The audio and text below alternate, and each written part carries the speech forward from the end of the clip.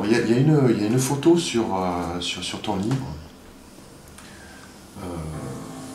une photo qui me parle beaucoup, où on voit donc deux hommes, en fait, bon, on devine que c'est dans un abattoir, et on voit une coche, donc, qui est une truie en fin de vie. Les truies en fin de vie vont être abattues. On voit par terre, on dirait qu'elle est en train de supplier. Et tu m'as dit que c'est toi qui as pris cette photo. Est-ce que tu peux me raconter l'histoire de cette photo?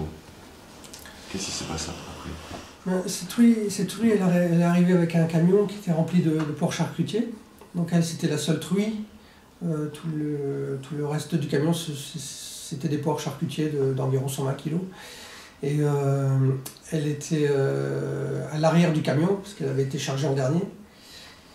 Le chauffeur, il l'a déchargée en la jetant en bas du camion. Donc elle est déjà tombée de haut.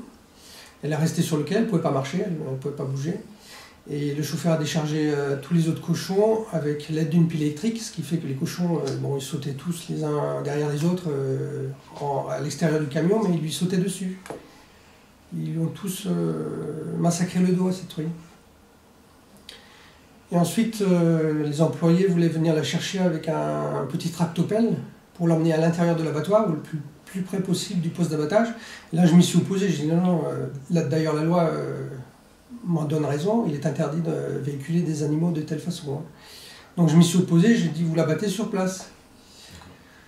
Là, un des bouchers est venu avec un pistolet Matador, qu'on utilise normalement pour les bovins, pas pour les porcs.